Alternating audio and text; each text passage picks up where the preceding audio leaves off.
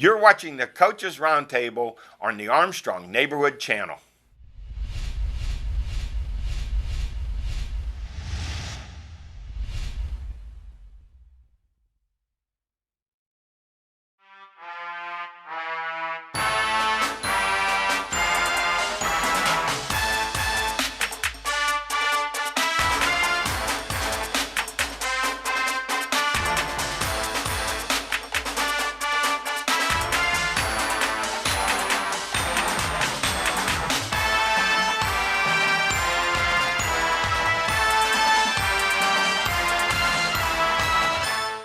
Welcome to Coaches Roundtable. I'm Ed Codi, and welcome our guests, head coach Amanda Fetter and our star player Dominique Felix from the Class 2A 2019 state volleyball champion, the North Catholic Trojanettes.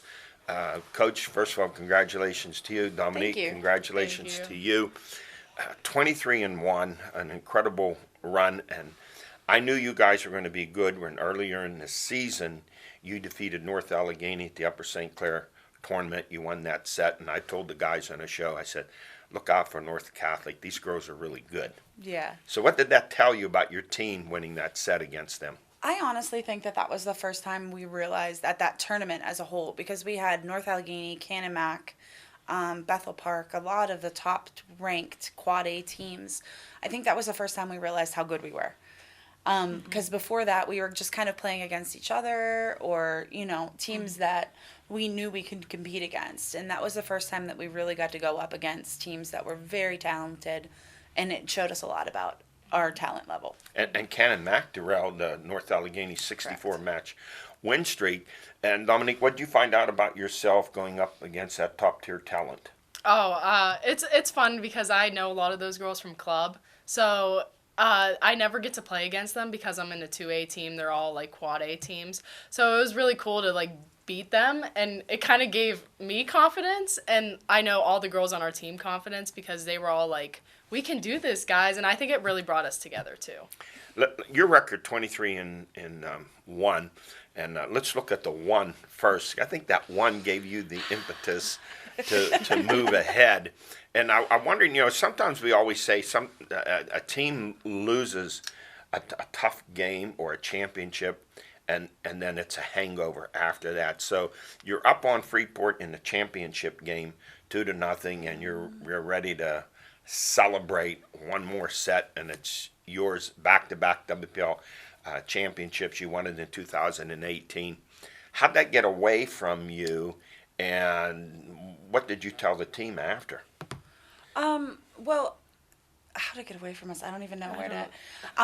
We just had some uncharacteristic things that started to occur. And the one thing that we did struggle with all year long was any level of change. So anything that was new and newly presented, we had a hard time dealing with it for a little bit. Mm-hmm. And then we would find a way through it. But this change happened pretty much at the end of the second game going into the third. And we didn't have time we were starting to get, I think, everything back on track towards the end of game 5. But we ran out of time to get everything sorted out. So that was, after the game, so I'm very close with my players, particularly this graduating class. And literally, I think that we were probably out of the gym for like an hour, and our phones started ringing. Mm-hmm. And I had probably been on the phone I probably had 20 phone calls with between Dom and Ava and some of the other girls on the team. And the one thing that I found to be the common thread was they wanted to get back in the gym, and they wanted to get back in the gym as soon as possible. And I there's that saying that says you learn a lot more about yourself after you fall. And like how you get back up teaches you so much about who you are as a person and the character of that team. And in the first 2 hours after that loss, I had a clear, defined character of who they were. They wanted back in the gym. They weren't done yet. So the tears are shed, and now you're motivated again. I always say in sports, it doesn't build character; it gives you an opportunity to show your character. So I assume you're one of the leaders on the team. So what did you say to the girls after? I told them I want to play Freeport again, and that's basically my whole goal was just to get to Freeport because my whole high school career at North Catholic, I played at Oakland Catholic for 2 years, went to North Catholic. our only losses have been Freeport, and I was not going out with another loss to Freeport. And I think the girls also understood that too. And I just think we were so close, and to let one game tear us apart was ridiculous. And I think all the girls just wanted to come back in and prove that we can still do this. Not only do you beat them, you come back with a vengeance, and you shut them out 3-0. You girls must have really been fired up. You probably didn't have to say anything No. to them before that match. In fact, I would say that the last part of the state run, like the last 3 games, it was more me keeping them grounded and calm than it was anything other than that. Like, there was not very much like woohoos or anything. It was, all right, relax, breathe, stay calm, just keep focusing on what we're working for. Because one of our goals at the beginning of the season, like I said, we were a very close-knit group, and one of our goals was to be together as long as we possibly could. So we did. That was... And then you knock off the number 1 ranked team in the state, the defending state champs, Bald Eagle. You handle them 3-1. What did you know? How much did you know about them going into the match, and what concerned you about them? Well, we actually played them at a tournament. What was it, NA or Upper St. Clair? NA. And they knew about us, we knew about them, and we actually split with them. So, and I thought we at first were pretty nervous to play them. They were, they came in with their music blaring, and we were kind of like, we didn't know what to do. And we lost the first set, and in the second set, we got our confidence back and, killed them. So we kind of knew that we could play with them coming into the game. And I think we just wanted it more than them. Honestly, seeing them warm up, they didn't look as enthusiastic. They kind of thought since they were just going to win. I think that was their mentality. And we just really wanted we wanted it more. And they couldn't match your intensity that you had. Well, and I think, too, part of that was also that we knew what the loss felt like. They were coming into that undefeated. And I think that helped us in those last 4 games. We decided that Sunday after that loss that we never wanted to feel that way again. And we committed to that. And they were... So they had the target on their backs, and you were aiming for them. And then let's go to the championship game against North Penn Liberty, and it's deja vu the other way around. You're down 2-0. Now what do you say to your team before you're going into the third set? Let's take it one set at a time. You have to, players are looking to you, Coach, for an answer. They're down 2-0. Right. So you're concerned. What do you say to them? Okay, so let me take you back to a day earlier in the season, probably preseason-ish. Okay, and I have a 7-year-old. Okay. And my 7-year-old loves the movie Trolls, okay? And we were in practice, and we weren't having a good practice. And for whatever reason, I said, you guys feel like the Bergens from the Troll movies. Like, they're just, gloomy and going about their life. And I was like, you guys need to be like trolls. They're sparkly and have glitter and rainbows everywhere or whatever. And so I made a comment about glitter and rainbows going into games 2 and 3. And I don't think that was even what, I think that it was just we all, I won't forget crossing the sides, and we all looked at each other and we just said, this isn't going to happen. This isn't going to happen. And from that point on, we just relaxed and found our rhythm, and were able to take over the match pretty handedly at that point. So you tied up 2-2. Now you're going to the 5th one, and you have 17 kills going into the 5th set. That you win 15-7 to win a state championship, and you have another 7 kills in that.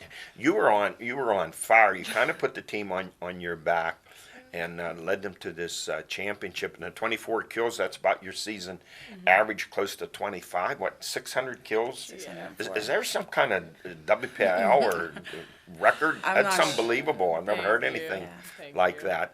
But that had to feel really great to come back and win this championship. It was amazing. I came in and I grabbed our setter and I was like, we are not losing this match. And I think everybody was just on board, and we had the momentum going into the 5th set. So I think it was just, we were all just super excited. So I'm assuming that the way you had the kills, 24 per match this year, that your teammates looked to set you up many times, and you probably get her in a position to look for her. So those setters that help you, they're so important to your success also. Yeah, and I'm really close with our set. Well, she's actually a back row player, so Our setter is actually a defensive player. Like, they play club together, and she plays back row for club. So for her to take on a position like that as a junior, and she stepped up without any question. She did it, and she did it really well, and I couldn't be more thankful for her.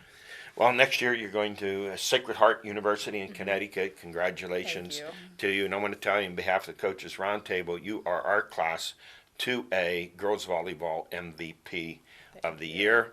And Coach, congratulations to you. Much. I'm sure you're going to have another good team next year. Yeah, we're hoping so. We have a good young crop of girls, so we're excited to see how they come along. We know that this year we were just really focused on the kids that were right in front of us, so we're really excited to get them developed in our off season and see Well, what I'll that have to brings. make it a point to come down there Please, and please. do one of your matches next Yeah, year. that would Once be again, awesome. congratulations. Thank you so much. for coming. Thank you. I'll be right back with Ellen George.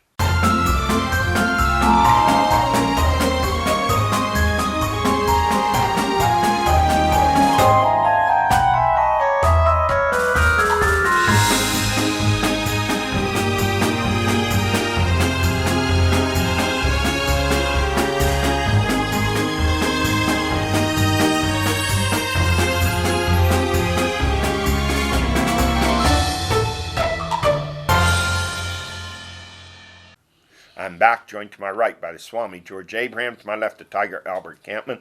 Just Amanda Fetter, the head coach at North Catholic Girls Volleyball, and Dominique Felix, a star player who had over 600 kills this year for their state championship team. She's going to Sacred Heart. And just remember, we said early in the year when I mentioned that they beat North Allegheny at the Upper St. Clair tournament, look out for the North Catholic girls volleyball team. You did call that, Eddie. I'll give you credit. They came back too, didn't they? Yep. Weren't they down 2-0 or something?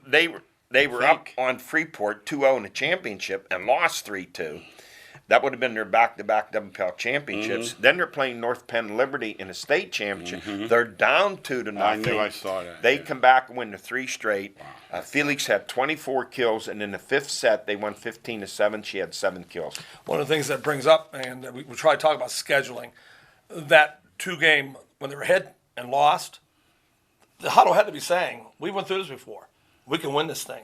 Don't forget, somebody came back and beat us. When you go through those kind of games, you learn. It's a learning experience. And they were through the difficulty of losing. Yeah, they've been through losing it. to Freeport. Right.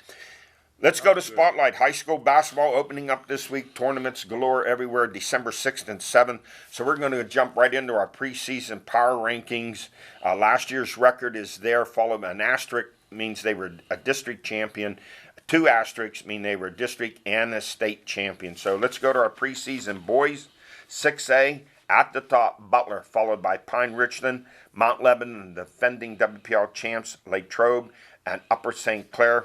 And 5A, Mars going for their 3rd straight WPL championship, followed by Moon, Penn Hills, Chartiers Valley, and Woodland Hills. This 5A is just loaded, guys. And 4A, the Canes going for what now? Be their 4th in a row, followed by Quaker Valley, Uniontown, Knock. And when I mention Ambridge at number 5, Mark Jula has just retired after 38 years of coaching, 580 career wins, a WPL championship here at Butler. He said he just doesn't have the energy anymore. Well, it's a wise decision. It really is. That you don't ever want to cheat the kids. All 3 of us have been through it. Age is never a factor, but passion is. And you need to be there in June and July and August and January. It's a 12-month job now. Yeah, I had a long talk with him last year before the Hickory game, and I could tell he was just, he's a fabulous coach. Yes. Won everywhere. I think he just was wearing, 38 years. 38 That's years. 2 careers. You know what Chuck Noll used to say? When you start thinking about retirement, You did. You're already It's a retired. good line. You're already It's a done. good line. Let me go through those top 3 teams. I've talked to many coaches in WPL getting ready for this. Upper St. Clair is a team everybody's talking about. Yes. They're saying they are loaded, They could tremendous. be Everybody's this talking. year's- So I'm telling Butler right now, that's the team's being talked about. Upper St. Clair. They were 19-4 last Char year. Valley is being talked about in 5A, and Central Valley Warfield's in there playing now. Oh, gee. They're the other teams. Those are the three teams He's that they talked about. he put anybody over the But top. Newcastle is the favorite Yeah. because Warfield cannot play in the playoffs. Quaker Yeah, Valley's I been knew great that. last few years. They just can't get past the Canes. Yes, yeah. But this 5A next year when Newcastle bumps up, look out. Yes. And in 3A, it's Lincoln Park, the defending champs, followed by North Catholic. They're going to be terrific this year. Seton LaSalle, Neshannock, and Aliquippa. Those two top teams, runaway choices for they're going to play Loaded. each other. Yes. They're gonna play each other. Lincoln and North. There's Yes. a big drop to third. Yeah, right, yes. And in 2A, the defending champs, Olsh, followed by Sarah Catholic, Winchester Thurston, Sewickley Academy, and Southside Beaver. And in 1A, defending champ Nazareth Prep, a little bit of a surprise last year, followed by Vincentian, Cornell Union, and Newcastle, and St. Joseph's. Interesting in single A, the top four teams in the same league. How about that? The that's- top four teams in the same league. You're right. So that's something else. The only Yeah. good news is when you get in, you're Your ready. chance to go you play someplace. some winner and Yes. they look and go, oh, You're ready. No. They have 8 losses. Yes. Doesn't matter. Girls preseason 6A. This team's been knocking on the door the last 4 or 5 years. That's Bethel Park. They were 22-4. Former Butler coach John Burke, followed by North Allegheny. They lose Rachel Martindale, but they're going to reload. And they're at number 3, the defending WPL state champs Peters Township, followed by Norwin and Seneca Valley. A very respectable 15-7 last year, but in a tough Heard they're section. very good, by the way. Yeah, they're They're Seneca very, Valley. I talked to the old coach. He said Always they big. get a chance to be really Hey, good. they're always big. I was just thinking of Holzer. You know, his first been there game forever, was too. at Butler. Was he really? We did it on the radio. It had to be Yeah. 28 Yeah. Think of years that. ago. Yep. They're still at it. I thought it was Dookie Hauser. Oh, yeah. He did look like it. In 5A, Young looking. Chartiers Valley, they were 30-0, defending WPL state champs, followed by Gateway, Thomas Jefferson. Mars is going to be really good again. Penn Hills and Moon tied in there at number 5. And in 4A, well, this might be one of the best teams, period, For sure. of any class. North For Catholic, sure. the defending WPL champs with 2 1,000 Hey. scorers back, and Kylie Lewandowski and Tess You got Myers. Norman up there in the 6A. Yeah, They put a beat down on them that they won't forget in the scrimmage. North Catholic did. Yes. Yeah. I mean, like severe. Yeah, we hope to do a North Catholic and Freeport game. Freeport is number 2 with Sidney Szymanski coming back to lead the way we did that interesting game last year where they led at the half. Freddie. And in the second half, we're held to 9 points. Yeah. Central Valley, another good team, followed by Blackhawk and Southmoreland. In 3A, defending WPL champs in the Shannock, followed by Beaver, Carlington, East Allegheny, and Shadyside Academy. In 2A, Sarah Catholic, Olsh, the defending WPL champs, Bishop Canavan, Ellis School, and Brentwood. And in 1A, the defending champs of Rochester, followed by Vincentian, Greensburg, Central Catholic, West Green, and Avella. In 3A, the team to watch has been beating teams into oblivion is Mohawk. Mohawk girls are they have that lefty loaded. guard. Back. She's back. No. She's back. She was out all year last year, a senior. And Yes. she go for 35. Yeah. And they got We, two other we- great you know, players it with doesn't her. mean because we don't have a team listed in here, it doesn't mean Oh, no, that's they why I bring can't it up. come in there. Well, yeah, that's what our great. show does. Yeah, That's what we do great. this. Well, no, Yes. you're ahead of these other guys. Way ahead. But the Post Gazette just uses last year. Yes. Yeah, I go back try to research. Yeah. as No, that's why it's Exactly. good. Yes. yours is and what I better. remember, like Vincentian, they were 14-13 last year, but they're good. They play a top. They play Schedule. they play What's the 6-8 schedule? I teams. think it rang a bell when you went over that Ellis score. I saw one of them in the Very playoffs good. last year. I don't know if they all weren't there or what. They played Middlesex out before Jules' game. They weren't there. That's what happened. Some girls didn't come. They didn't come to the game. They got spanked. Yes, that's what happened. Middlesex. And in recruiting news, North Catholic's track and soccer star Joe Kearney, a 2-time WPIL 2A long jump champion, he committed to Penn State. He was also a 4-year starter in soccer where he scored 143 goals. I wonder if they're going to get him out for soccer up at Penn State too. They'll try. Terrific They'll career try. at North Catholic. Not much double dipping, D. No, there isn't. Pretty There hard. isn't. Yeah. Our stories of the week: college football Division II playoff second round. Slippery Rock 51, Shepherd 30. The Rock put up 652 yards of offense. Quarterback Roland Rivers, he's our vote for the Harlan Hill He's good. Trophy. Threw for 416 yards, 3 touchdowns, no interceptions. He's third in Division II in passing with 3,825 yards. How about this, guys? 44 touchdown passes and only 6 interceptions. Wide receiver Jermaine Wynn Jr. set a school record with 18 receptions for 229 yards, 2 touchdowns, and he now ranks ninth in Division II. He's caught 83 for 1,233 yards. Running back Charles Snorway rushed for 163 yards and 3 touchdowns. How about wide receiver Henry Litwin? He's 12th in Division II in receiving. The defense was terrific. 5 turnovers, 3 fumble recoveries. They caught up, then they pulled away. I told him, he said, we just have to. He's concerned this week. He said, just have to play better. I know they're playing well offensively. Yeah. But you always say it. Yeah. They're going to win this thing with their defense. Yeah, but 5 slow you turnovers. down. George always tells us he doesn't want everyone anybody fired. That's their job. Yeah. The Shepherd defensive coordinator. If I let a guy catch 18 passes, I'd somewhere along the line I'd say, wait a minute. Yeah. Hey, Somebody else is listen, going to catch a listen, ball. Listen, my first game at the Rock after transferring from Kent State, we're playing Waynesburg. They have a wide receiver by the name of Don Herman. Oh, he was Later tremendous. played 10 years for the Giants. He was tremendous. He caught 17 Oh, or there he is. 18 And they didn't passes pass like that for back then. 250. It was all it rushed. Look down. We move down, move the sticks, move down, move all game long. Hey. 61 to 7. And I'm not cutting up some rock players because they're great offensively. But not one of them I've heard it's going to be a top 2 draft choice. Herman was a pro. So if what was they're all Herman? pros, Yeah. then it's a different story. Herman was what 6'3", 210. Yes, he was different something at that like time. Back in Yes. the day, that was Tremendous, yeah. huge. The other No, these receiver guys- they They're had, so prolific the other offensively, receiver they though. had was David Smith. Coach Litzat's put that offensive These field guys on are ridiculous. and think, Yeah. this is I unbelievable. mean, I was listening to those numbers, and I was like, wait a minute. There's another dude with. Are you kidding? crazy, And it it's is. about that hill's no fun to play on in the winter. And you know what? We got to get on this. This is the playoffs. This is, Yeah, no you lousy. see, you see This ain't stats. Luck Haven. Remember, we had Luck Haven. Kudos to Butler linebacker Tim Vernick, who picked off a pass for the Rock, 5 turnovers. Awesome. 4 of the turnovers by the Rock linebackers. Hey, Shepherd, how about them? They put up 528 total yards, so the game featured 1,280 total yards. Next up for the Rock, the quarterfinals. Rock 12-0. They're home Saturday against Notre Dame College of Ohio. The Falcons defeated the Rock last year, 21-17.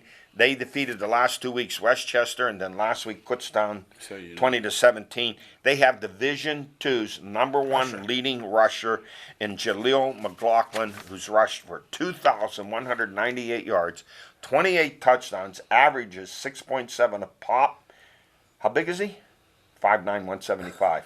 I got the Rock. I got a feeling he's fast. I got the Rock. yes. I got the Rock Yeah. in this one. I really do. Just by the score you told me I hope so. in the play, I think the Rock's going to get him. I do too. And, I hope they're not one. Their quarterback's thrown for 2,100 yards and 18 touchdowns. So, So you you're can't doing it- stack you the just line. you can't stack the line. But I mean, he's going to carry against them. 35, right? He's going to. He's carried, I think, this year 380 times. Well, that's it. So he's Something 30 a like game, that. right? You know, John McKay, LSU Yeah, it's said not- yeah. it's not heavy. Yeah. Hey, here's you can the- see Earl Campbell with 2 Yeah. canes, though. Yeah. Here's the trivia for you. 1998, Division II playoffs. Slippery Rock University coach George Mahalik defeated Grand Valley State 37-14. Who was the head football coach for Grand Valley State? Who was it? Brian Kelly Brian of Notre Kelly, I Dame. thought I How about that? How about Up that? here, I that? could see You- the paper, there- so I you know didn't what? wanna- The point is, guys, that you can work your way up that. I remember ladder. he was there, but I didn't think it working didn't your really way mind. up that tell ladder. Al all the time, these big schools like Florida State and wherever, Mississippi, they miss these guys. Yeah. They overlook them because they're not in the big time, and these guys are real coaches because they're still coaching like the receivers, or they're not figureheads. Yeah, they're used They to coach. If you go like Brian Kelly's at Grand Valley State, he was dealing with 35 scholarships Yeah, or 2 something. national titles, didn't he? Then he goes up to Central Michigan Cincinnati. Right down the line, yeah. So when you're telling them, oh, you're only going to have 81 scholarship players this year, they're They're excited. He's excited. yeah, they're excited about Yes. it. Al, we worked with a guy on our show, and he always says this. We'll say, well, how do you think this guy would do Division III? He's 3. And he says, hey, if he's winning with no scholarships, he could win with 85. Very good point. Hey, Division III left over from last week, ECAC bowl games.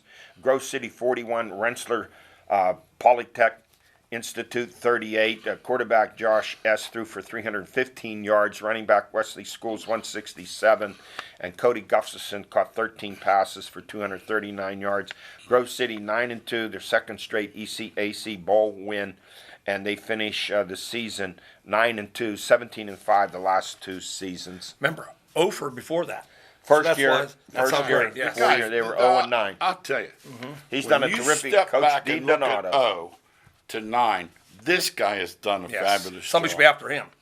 Yeah. That's what somebody should be after. Good point. And Yes. Westminster 35, Mooresville State 24, and another ECAC bowl. They finished the season 8-3. Quarterback Cole Kanitsa threw for 238 yards. We hope to get up there next year and do that homecoming game. Westminster at Grove Hey, City. give Westminster kudos. Guess who they open with next year? Mount Union. That coach, other coach right there that people are missing out on. Benzel. Really Yes. gets it. Really gets Yeah, it. that's good. Oh, well, here we go again. Boston College 26, Pitt 19. That's pitiful. That's BC running back A.J. Dillon. He came off a tough game against Notre Dame where he was held to 56 yards rushing. He piled up 176 against Pitt, including a 61-yard touchdown run. BC rushed for 264 yards. Pitt, 1 touchdown the last 2 games. You know, they're 13th in scoring out of 14 teams in the ACC. Wildcat. They're the Wildcat team, Yeah, aren't they? they dropped to 7-5. Pickett was 30 of 41, but for 323 yards, sacked 4 times. Pitt limited to 71 yards rushing. It's been 10 years now since they won 9 games in a regular season and 10 games overall Okay, I'm gonna- since Wannstedt was there. I'm going to ask you both. And that's their last bowl win. Coming in, bench press already got fired, so you know what a lousy year they had. Their quarterback was out. This guy is a one-man band, this Dillon, and you still let him run for 176 yards. That tells me your game plan wasn't very good. Well, I know this too. That why I said pitiful right off the bat is what George just said.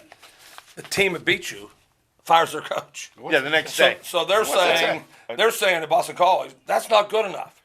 Pitt's not saying that's not good they enough. give him a raise at an extension. Adazio was there 7 years. He was 44-44. Took him to 6 bowls. He took over a team that was 2-10, had back-to-back losing Good point. seasons. So I think he did a decent No, job. I know he but, did, but it's you just know, that Boston College Yeah. has standards. Yeah, That's they want to be better than that. No, they want standards. No. What do you think they're telling Pitt? How many games do they want to win there? And here's the thing: I said beginning of the year, I said Pitt was a 7-5 team. I said that. We all did. That's And- why I thought it and- was okay. I hate to say I was perfect on it. No, we did. 'cause I thought the Virginia game would put them over, and they lost it. But I didn't think Central Florida. Yeah. That's how I got to 7. And that's right. That's their only quality win they've had all a great year. win. That was a great. That was. And Narduzzi 35-29 now, and 19-19 the last 38 years. He says we have a good team, Coach. You don't. Well, when he says that, that makes him look bad. If they have a good team, Then he should do better. then they should beat Boston College. I'm not saying beat Clemson. Guy said the But other they day. should beat Boston Guy College. said he brought him back. I said, back? What are they back from? Well, let's see. He's 0-3 in bowls. They're not a glamorous team to bring in. But here's to a what bowl helped game. them losing that game. They'll get an E. They might catch a MAC team. They catch Navy or somebody like before. They're It's getting crunched. suicide. Oh, Crunch. Ohio State 56, Michigan 27. How come this guy's not being talked about for the Heisman? Running back J.K. Dobbins, 211 yards, 4 TDs. How about it's the 8th straight win for Ohio State in the series, 15 out of 16. In those 8 straight wins, they scored 30 or more points in each one. It's not a rivalry anymore. no rivalry. It Hammer and can't nails be not a rivalry. a rivalry No, it's not a rivalry. when it happens Same with like Brown that. Steelers. It's not a rivalry. And I'm not going to jump all over Harbaugh. He's 47-18 at Michigan, but 0-5 against the Buckeyes. That's why they jump on him. Yeah, the Yeah. jump on part. This record's just as good as everybody else's. Their car and all of them, but it doesn't beat Ohio State. And that's the Michigan Can't beat fans would rather be 9-2. Remember John Cooper? And beat Ohio State. What Yeah, got same John guy. Cooper Yes. fired? Hey, I heard something today. I would invite you people to research it a little bit. It's about the 5 stars that Harbaugh and Ohio State get. How comparable the number is, but when it comes time 4 years later or 3 to go into the pros, Ohio State's sending them all. They shouldn't look like it to me. I think their ratings are bad. Yes. I watch State, Ohio State, Michigan, Michigan players yeah. No, play. it doesn't They don't look- look like the same 5 It doesn't stars. appear like No. it. Hey, we're going to finish up here. All I want to mention before we go away, the Iron Bowl, Auburn 48, Alabama 45. What a terrific game. And Jalen Waddle, 3 touchdown receptions and 98-yard kickoff return. Alabama just not a good defensive team. Just look what they've done the last 2 years on defense. And now all the conference championship games coming up. Saturday. We'll talk about those Saturday. next week. Unfortunately, we've run out of time, and we'll see you then.